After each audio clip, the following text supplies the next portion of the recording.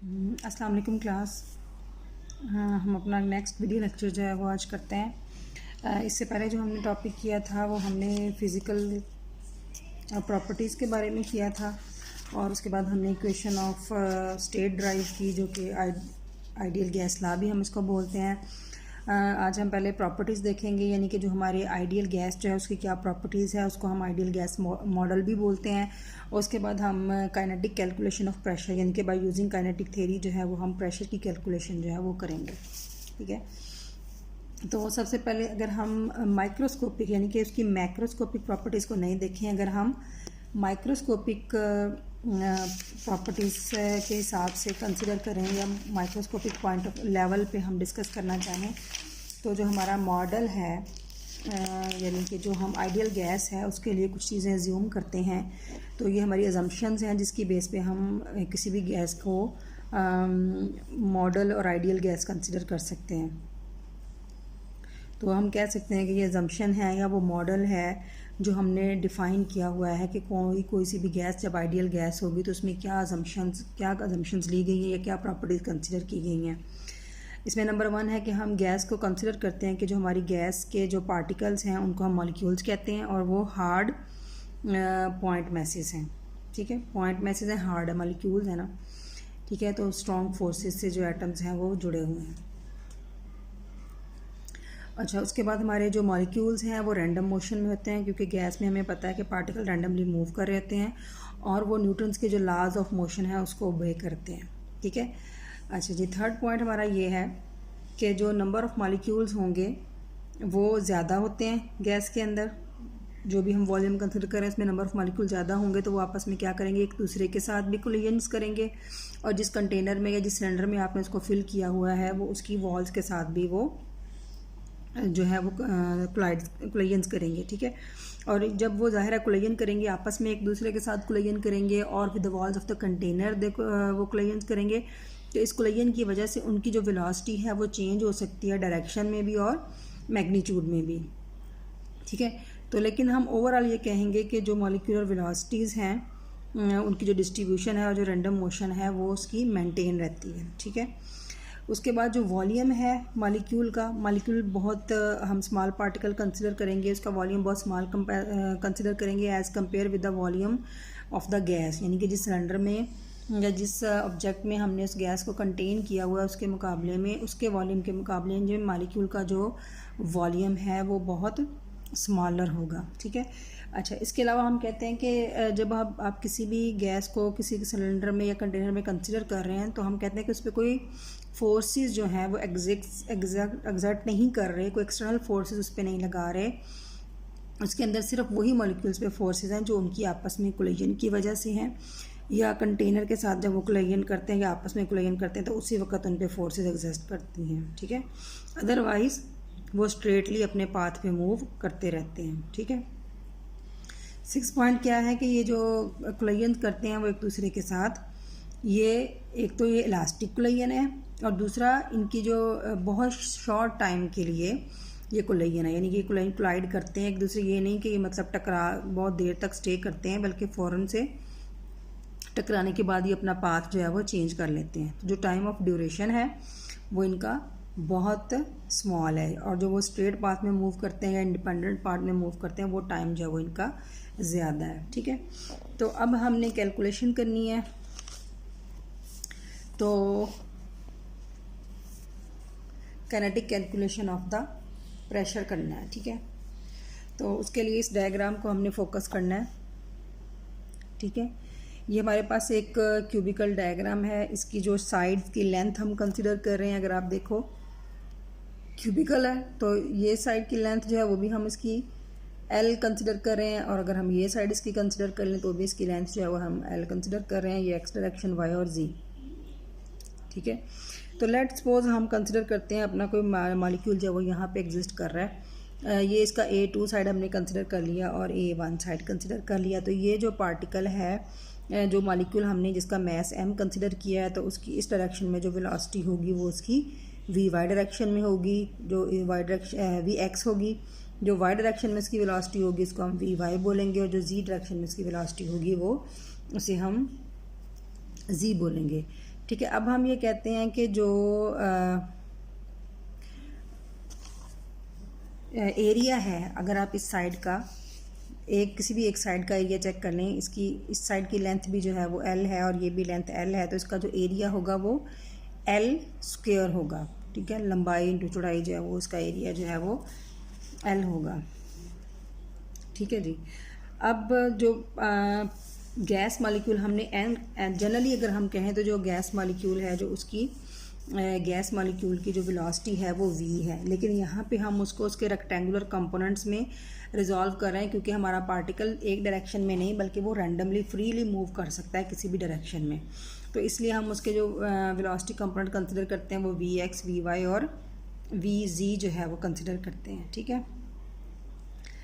अब हम ये कहते हैं कि लेट्स सपोज अपनी रैंडम मोशन के दौरान जब ये आपका मॉलिक्यूल जो है वो साइड ए के साथ फेस ए के साथ जो हमने A1 कंसिडर की है यहाँ इसकी डायग्राम में, अगर इसकी जो वेलोसिटी v है, अब अगर यहाँ से ये आपका मॉलिक्यूल जो है वो फेस ए के साथ कोलिजन करता है, तो इस वक्त जो इसकी वेलोसिटी जो है वो कितनी है, vx है। तो जब ये टकराने के बाद इलास्टिक कोलिजन है, अगर ये वापस आता है तो ये इसकी वेलोसिटी क्या हो जाएगी, मैग्नीट्यूड सेम है बट इसकी डायरेक्शन ऑपोजिट हो गई। ठीक है। तो जब ये रीबाउंड होगा यानी टकरा के वापस आएगा तो इसकी जो वेलोसिटी है वो क्या हो जाएगी, -vx हो जाएगी। बट इसके बाद क्योंकि ये हम इसकी एक ही A1 साइड से कंसिडर कर रहे हैं कि वो कोलाइड कर रहा है, तो इसके जो बाकी दो कंपोनेंट्स हैं वेलोसिटी के x और y, x पे ही फ़र्क पड़ेगा क्योंकि हम इसकी x डायरेक्शन में इस तरह से मोशन कंसिडर कर रहे हैं, लेकिन y और z डायरेक्शन में इसके जो कंपोनेंट है यानी इसका vy और जो vz है उस पर कोई फ़र्क नहीं पड़ेगा। ठीक है। तो अब हम क्या देखते हैं, तो जो इसका मोमेंटम है, अगर इसकी हम 3 कंपोनेंट्स ले रहे हैं, आपको पता है कि जो मोमेंटम की डेफिनेशन होती है, मोमेंटम की जो डेफिनेशन होती है P = mv। तो अगर आप वेलोसिटी के 3 कंपोनेंट्स ले रहे हैं, आप इसकी वेलोसिटी x डायरेक्शन में भी ले रहे हैं, y डायरेक्शन में भी ले रहे हैं, z डायरेक्शन में भी ले रहे हैं, तो फिर इसी तरह से इसका मोमेंटम x डायरेक्शन में भी होगा, y डायरेक्शन में भी होगा, z डायरेक्शन में भी होगा। ठीक है। तो अब इस वक्त हमने सिर्फ फोकस किया है उसकी वेलोसिटी को x डायरेक्शन में।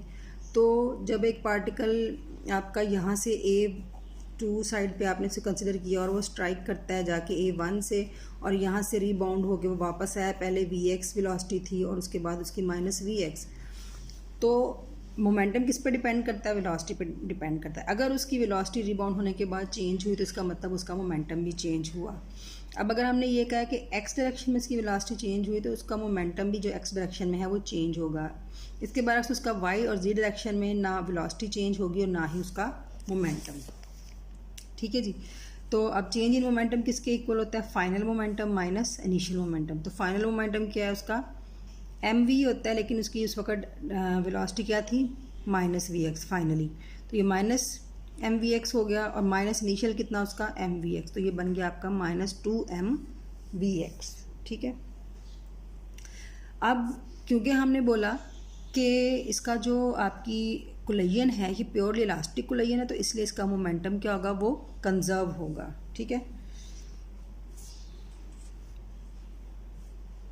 तो मोमेंटम कंजर्व होने का मतलब क्या है कि कोलिजन से पहले या उसका जो नेट मोमेंटम होगा वो उसका सेम रहेगा, टोटल मोमेंटम जो है वो उसका सेम रहेगा। ठीक है।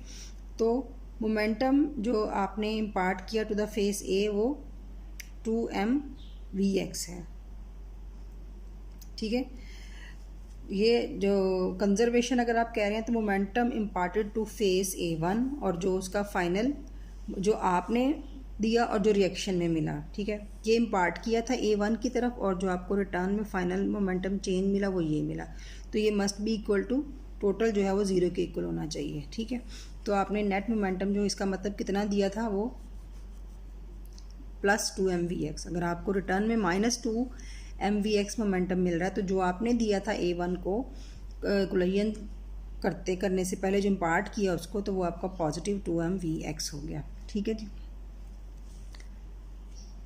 अच्छा जी, अब हमने पहले क्या सपोज़ किया था कि हमारा जो पार्टिकल है वो फेस 1 से स्ट्राइक किया और इधर से रिबाउंड हुआ। अगर हम ये कंसिडर कर लें कि आपका जो मॉलिक्यूल है वो रिबाउंड हुआ फ्रॉम द फेस A1 और दोबारा वो किस तरफ जाएगा, आपके ऑपोजिट फेस, जो क्यूब का ऑपोजिट फेस है A2 की तरफ जाएगा। और जब वो फेस 2 की तरफ जाता है तो वो अपने रास्ते में स्ट्रेटली मूव करते हुए जाता है, वो कोई कोलिजन नहीं करता। ठीक है, तो अब A1 से कोलिजन के बाद, टकराने के बाद, रिबाउंड होने के बाद वो A2 की तरफ जा रहा है, इसके रास्ते में कोई भी कोलिजन नहीं हो रही। अब इसने कितना डिस्टेंस कवर करना है, L, जबकि इस डायरेक्शन में इसकी वेलोसिटी कितनी है, Vx। तो कितना टाइम लेगा ये इतना डिस्टेंस कवर करने में, लेंथ L को कवर करने के लिए ये कितना टाइम लेगा। ठीक है, तो आपके पास ये क्या बनेगा, time required by the molecule to cross the H length will be L by Vx, जितना डिस्टेंस कवर करना है और जितनी वेलोसिटी के साथ। ठीक है, अब जब फेस 2 पे पहुंचता है, यानी A2 पे आप मॉलिक्यूल पहुंचता है, तो अगेन इसका हम वेलोसिटी का कौन सा कंपोनेंट ले रहे हैं, हम इसका x कंपोनेंट ले रहे हैं। ठीक है, और फिर जब ये x कंपोनेंट ऑफ वेलोसिटी का दोबारा से रिवर्स होगा, जब ये दोबारा टकरा के A1 की तरफ आएगा। जैसे अभी आपने कंसिडर किया कि A2 से A1 की तरफ गया तो Vx वेलोसिटी है, तो Vx से वापस आया तो माइनस Vx है। इसी तरह जब ये A2 की तरफ गया और A2 से टकरा के वापस आएगा तो इसकी वेलोसिटी जो है वो फिर रिवर्स होगी। अब हम अज्यूम करते हैं कि कोलिजन्स यहाँ पे कंसिडर नहीं कर रहे, कोई कोलिजन यहाँ पे हम कंसिडर नहीं कर रहे। ठीक है, तो जो टोटल एक राउंड ट्रिप है, राउंड ट्रिप का मतलब A1 से A2 की तरफ गया और A2 से A1 की तरफ आया। ठीक है, तो एक साइड को कवर करने के लिए जितना इसने टाइम लिया वो L ओवर Vx है, तो पूरा राउंड ट्रिप कंप्लीट करने के लिए जो इसने टाइम लिया वो कितना है, 2L ओवर Vx।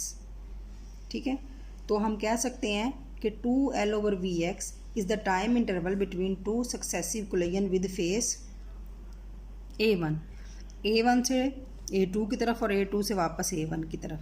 ठीक है, तो इन दोनों के जो दो सक्सेसिव कोलिजन के दरमियान जो टाइम है वो 2L ओवर Vx है। ठीक है, अच्छा जी, अब हमने इम्पल्स का फार्मूला पढ़ा हुआ है, average impulsive force exerted by the molecule on face A1।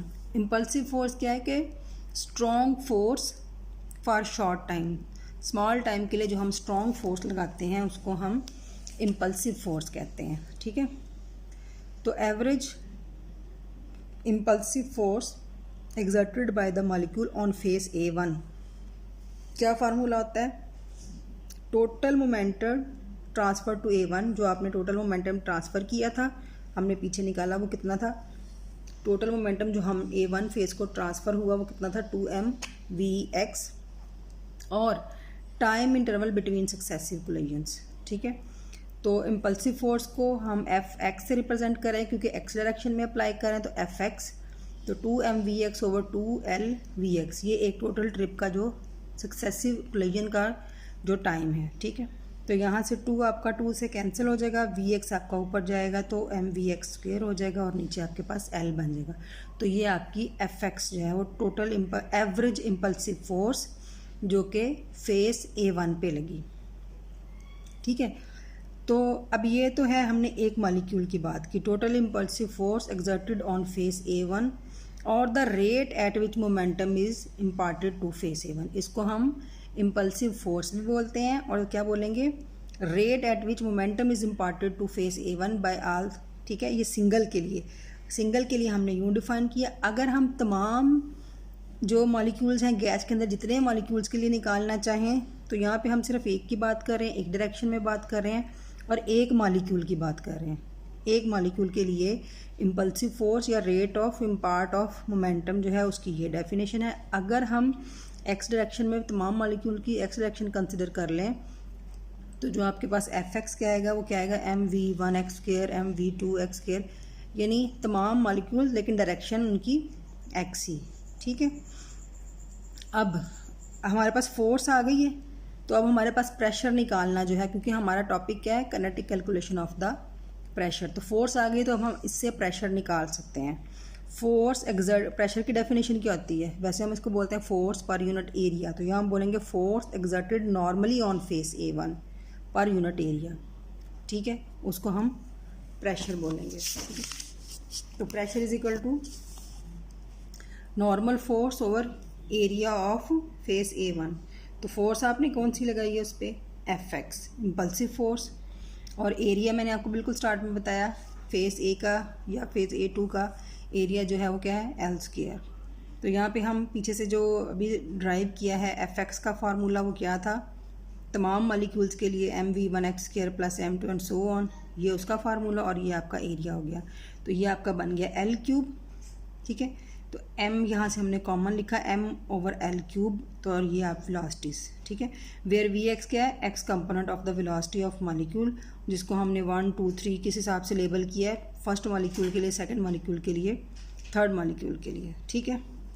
अच्छा, अब अगर हमने एक मॉलिक्यूल कंसिडर किया है तो हमने उसका उस मॉलिक्यूल का जो मैस है वो सिंपल m कंसिडर किया एक सिंगल मॉलिक्यूल के लिए, ठीक है। तो अगर आपके जो सिलेंडर भी आप कंसिडर कर रहे हैं या जो आप क्यूबिकल कंटेनर कंसिडर कर रहे हैं उसमें n number, capital N number of molecules हों, तो आपके पास जो टोटल मैस होगा वो कितना होगा? nm। Total mass of the gas कितना है? nm। ये आपके पास मैस आ गया तो आप डेंसिटी निकाल सकते हैं। डेंसिटी आपके पास क्या होती है?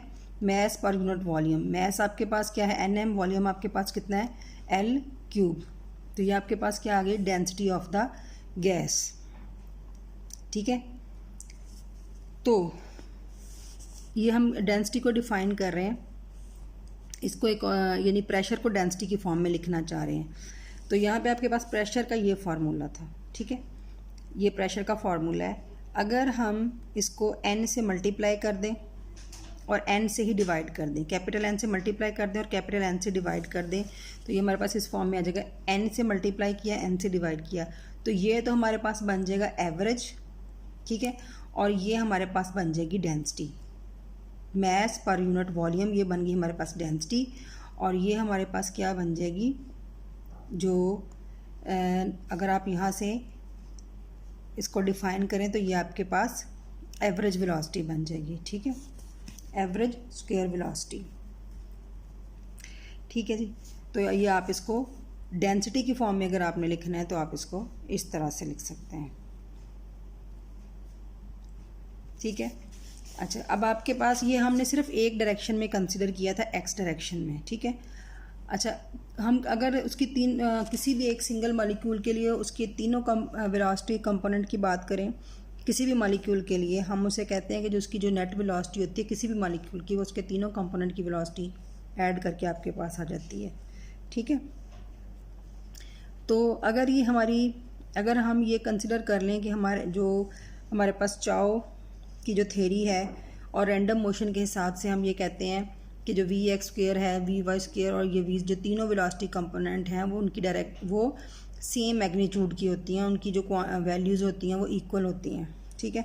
तो अगर हम यहाँ पे लगा लें V1 square plus V square plus V square plus V square, ये आपके पास क्या हो जाएगी?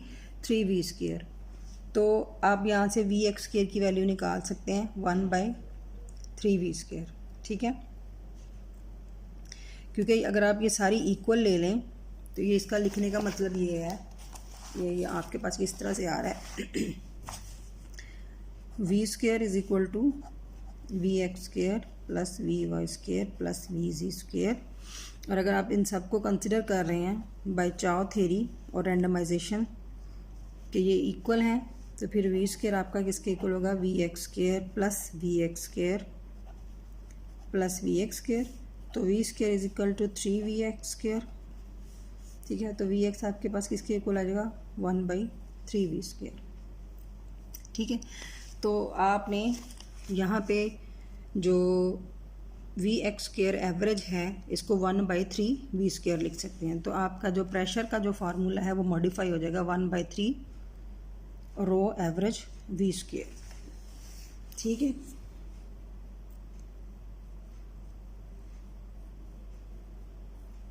तो इस फॉर्म में भी आप इसको लिख सकते हैं। और यहाँ से अगर आपने यानी आपने प्रेशर को लिखा है डेंसिटी और एवरेज वेलोसिटी की फॉर्म में, तो यहाँ से अगर आप एवरेज वेलोसिटी को निकालना चाहें तो 3 दूसरी साइड पे क्रॉस मल्टीप्लिकेशन हो जाएगी 3p/डेंसिटी। तो यानी कि अगर आप इसको वी एवरेज की फॉर्म में निकालना चाहें तो V average is equal to 3p/डेंसिटी। और इसका अगर आप taking under root on both side तो आपकी ये अगर आप एवरेज का रूट स्केयर लें तो ये आपके पास रूट मीन स्केयर वैल्यू आ जाएगी, तो वो आपकी आ जाएगी 3p/डेंसिटी की फॉर्म में। ठीक है, तो ये हमारे पास आ गई root mean square speed of the molecules, जिसको हमने एक एवरेज मॉलिक्यूलर स्पीड के तौर पे कंसिडर की है। ठीक है, तो ये हमारा यहाँ पे ये टॉपिक कंप्लीट हुआ। इसकी कैलकुलेशन को देखें, इसकी थ्योरी को पढ़ें। इसके साथ ही इसका रेलिवेंट एक रिलेटेड प्रॉब्लम भी दिया हुआ है, सिंपल सा प्रॉब्लम है। इसमें आपको प्रेशर दिया गया है, डेंसिटी दी गई है, तो आपने इसकी रूट मीन स्क्वायर वैल्यू जो वो फाइंड आउट की है। ठीक है, तो इसको भी सॉल्व करें और इससे रेलिवेंट अगर कोई क्वेश्चन है तो आप ग्रुप में मुझसे पूछ सकते हैं।